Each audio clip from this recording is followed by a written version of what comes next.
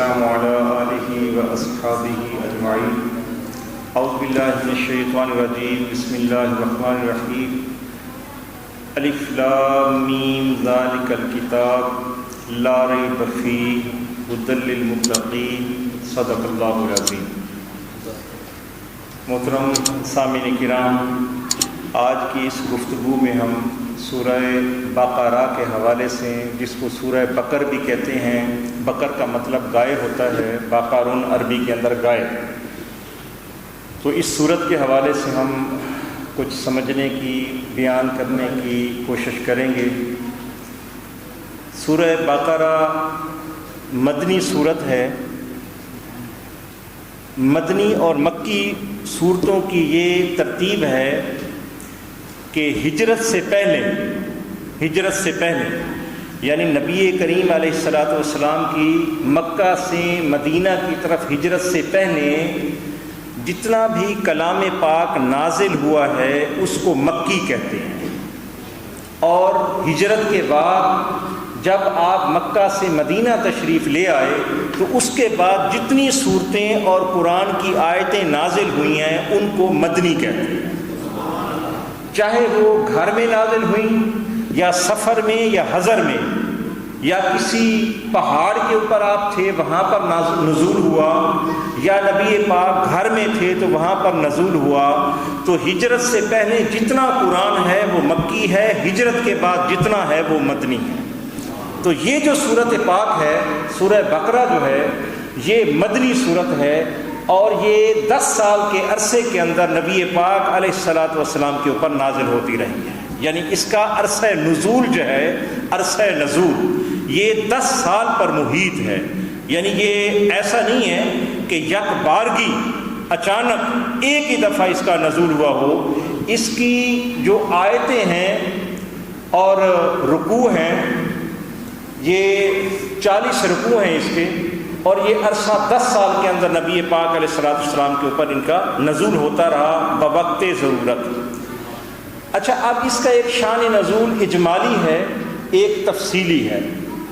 ایک چیز ذہن میں رکھیں کہ جب نبی کریم علیہ السلام مکہ کے اندر تھے تو آپ کے سامنے جو لوگ تھے وہ مشرکین تھے اور کافرین تھے. یعنی مکہ کے اندر جو نبی کریم علیہ السلام کے سامنے لوگ تھے نا جی، وہ مشرکین تھے اور کافر اور مشرک تھے. جب آپ مدینہ کے اندر تشریف لے آئے تو آپ کا سامنا 4 قسم کے لوگوں کے ساتھ ہوا. یار وہ جو گروہ تھے وہ 4 قسم پر محیط تھے. یعنی 4 قسم کے گروہوں سے آپ کا مقابلہ ہوا. یعنی مدینہ کے اندر، مکہ کے اندر مشرکین تھے اور کافر تھے. جب آپ مدینہ کے اندر تشریف لائے تو 4 قسم کے گروہ تھے جن کے سوالوں کا آپ نے جواب دینا تھا، یا جو آپ کے مد مقابل تھے وہ 4 قسم کے گروہ تھے. ایک تھا علماء یہود، جو یہودی آ رہے تھے نا جی، ان کے علماء، وہ بھی اپنے آپ کو عالم سمجھتے تھے، ٹھیک ہے جی، اور پرانی کتابوں کا ان کے پاس علم تھا، علماء یہود. اور دوسرا گروہ تھا نصارہ کا، جن کو عیسائی کہتے ہیں. نصارہ حضرت عیسیٰ علیہ السلام کے جو پیروکار تھے ان کو نصارہ کہا جاتا ہے، عیسائی کہا جاتا ہے. ان کے اندر علماء بھی تھے، لیکن یہ علماء یہود کے انڈر تھے، تحت تھے. جو دبدبہ تھا، روب تھا، یا جن کا عروج تھا وہ علماء یہود اور یہود کا تھا. ٹھیک ہے جی. اور تیسرا گروہ تھا مشرکین کا، اور چوتھا گروہ تھا منافقین کا.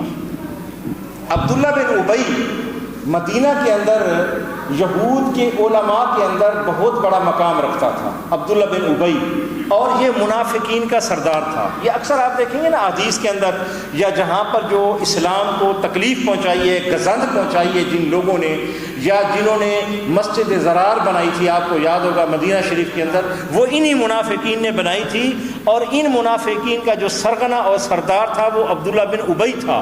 بظاہر یہ مسلمان ہو گیا، لیکن یہ آخر تک منافق رہا، اور یہ نبی کریم علیہ السلام، صحابہ کرام اور اسلام کو کوئی بھی تکلیف پہنچانے سے باز نہیں آتا تھا، اور جب بھی اس کو موقع ملتا تھا یہ اسلام کے خلاف سازشیں کرتا تھا. اس بندے کا نام تھا عبداللہ بن ابی، اور یہ بھی مدینہ کے اندر رہتا تھا، اور علماء یہود میں سے بہت بڑا ان کا سردار تھا. ٹھیک ہے جی. تو یہ کچھ اس کا تھوڑا سا اجمالی تعارف میں نے آپ کے سامنے رکھا ہے سورہ بقرہ کا. ٹھیک ہے جی. اس کے علاوہ اس کی شان بھی ہے, اس کی فضیلت بھی ہے. نبی کریم علیہ السلام نے ارشاد فرمایا ہے کہ جو بندہ جمعہ کی شب, جیسے ابھی جمعہ کی شب گزر گئی ہے, اس جمعہ کی شب 2 سورتیں سورہ بقرہ اور سورہ آل عمران کی تلاوت کرے گا تو اللہ تعالیٰ بعیدہ سے لے کر عروبہ تک, اب یہ لفظ میں آپ کو سمجھاتا ہوں, بعیدہ سے لے کر عروبہ تک نیکیوں سے بھر دے گا. بعیدہ سے عروبہ تک جو جگہ ہے اللہ تعالیٰ اس کے لیے نیکیوں سے بھر دے گا. اب یہ بعیدہ اور عروبہ کیا ہے؟ فرمایا کہ زمین کا جو سب سے نیچے والا طبقہ ہے, 7واں طبقہ نیچے زمین کی تہ جو ہے, اس کا نام ہے بعیدہ. بعیدہ. اور جو 7ویں آسمان والا اوپر طبقہ ہے اس کا نام ہے عروبہ. یعنی زمین کی تہ سے لے کر عروبہ 7ویں آسمان تک اللہ تعالیٰ اس کے لیے نیکیوں سے بھر دے گا جو بندہ کہ سورہ بقرہ اور سورہ آل عمران کی تلاوت کرے گا. ایک روایت میں یہ ہے. اب سورہ بقرہ کی علیحدہ سے بھی خصوصیت ہے. حضور نے ارشاد فرمایا کہ جس طرح ہر چیز کی زیب و زینت ہوتی ہے, کوئی اٹھان ہوتی ہے, کوئی کوہان ہوتی ہے, تو جس طرح آپ نے فرمایا کہ جس طرح اونٹ کی کوہان ہوتی ہے ایسے گول, جس سے اونٹ خوبصورت لگتا ہے, آپ نے ارشاد فرمایا کہ اسی طرح قرآن مجید کی زیب و زینت اور قرآن کی کوہان جو ہے وہ سورہ بقرہ ہے. اور ایک اور حدیث پاک ابھی مجھے یاد آ گئی جس کے اندر حضور نے ارشاد فرمایا ہے کہ کاہن لوگ, جادوگر لوگ, اور یہ جو جادو کرتے ہیں کاہن اور کسی کو نقصان پہنچانے کی کوشش کرتے ہیں, ساحر ہوتے ہیں اور ٹونے وغیرہ کرتے رہتے ہیں, آپ نے ارشاد فرمایا کہ وہ لوگ اس سورہ بقرہ کا مقابلہ کرنے سے عاجز آ گئے ہیں. یعنی جس گھر کے اندر یہ سورت پڑھی جائے گی اس گھر کے اندر کسی قسم کا ٹونا, جادو یا کوئی جادوگر اس گھر کے اندر کوئی تکلیف نہیں پہنچا سکے گا. یہ سورہ بقرہ کی فضیلت کے اندر بات ہے, اور یہ اتنی مستند بات ہے کہ میں آپ کو عرض کروں کہ اس کے اوپر میرا اپنا ذاتی تجربہ بھی ہے کہ آپ جب کوئی بھی ایسے واقعات ہو جائیں یا گھر میں آپ کو محسوس ہے کہ کوئی اثرات آ رہے ہیں یا کسی نے کوئی شرارت کی ہے, تو آپ سورہ بقرہ کی تلاوت شروع کر دیں, اللہ تعالیٰ آپ کے گھر کو پاک فرما دے گا, ہر قسم کا اثر اس سے دور ہو جائے گا. نبی کے فرمان کے اوپر ہمیں یقین کامل ہونا چاہیے. تو یہ سورہ بقرہ کے فضائل میں سے فضیلت ہے.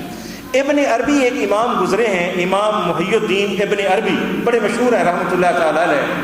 انہوں نے فرمایا ہے کہ سورہ بقرہ کے اندر 1000 جو ہے عوامر ہیں. عوامر کا مطلب ہوتا ہے آرڈرز, احکامات. یعنی سورہ بقرہ پوری کے اندر 1000 حکم ہیں اور 1000 وہ چیزیں ہیں جن سے حضور نے, جن سے اللہ نے منع فرمایا ہے, اور 1000 اخبارات ہیں. اخبارات کا مطلب خبریں. 1000 خبریں ہیں, 1000 حکم ہیں اور 1000 منہیات ہیں, وہ چیزیں جن سے اللہ نے منع فرمایا. تو یہ 1000 کا عدد انہوں نے ارشاد فرمایا. اور اسی طرح حضور نبی کریم علیہ الصلوۃ والسلام نے جو تدفین کا طریقہ بتایا ہے اس میں یہ ہے کہ جب آپ مردے کو دفن کر لیں تو اس کے سرانے والی سائڈ پہ کھڑے ہو کر مفلحون تک سورہ بقرہ کی آپ نے تلاوت کرنی ہے, یعنی 1 رکوع پڑھنا ہے. ٹھیک ہے جی. پہلا رکوع جو ہے سورہ بقرہ کا, یعنی الف لام میم سے مفلحون تک پہلا رکوع, یہ پہلا رکوع جو ہے یہ قبر کے سرہانے پڑھنا ہے. سمجھ رہے ہیں جی, یہ حضور نے ارشاد فرمایا. اور جو آخری رکوع ہے سورہ بقرہ کا وہ آپ نے قبر کے پاؤں والی طرف, پینتی کی طرف کھڑے ہو کر آپ نے پڑھنا ہے. ٹھیک ہے جی. اس کے علاوہ اس کی فضیلت کے اندر یہ بھی ہے, ایک تفسیر کے اندر یہ بھی میں نے پڑھا کہ ایک بندہ قرآن مجید کی تلاوتیں کرتا تھا, لیکن ظاہر ہے کہ ہر انسان کے اندر خوبیاں بھی ہوتی ہیں, خامیاں بھی ہوتی ہیں. تو وہ کہتے ہیں کہ میں نے دیکھا کہ جب اس بندے کو قبر میں رکھا گیا تو ساری صورتیں ایک ایک کر کے قبر سے نکل گئیں. سورہ بقرہ اس کی شفاعت کے لیے, اس کے بخشوانے کے لیے جمعے تک اس کی قبر کے اندر موجود رہی. یہ سورہ بقرہ بڑی ہی مشہور اور فضیلت والی سورت ہے.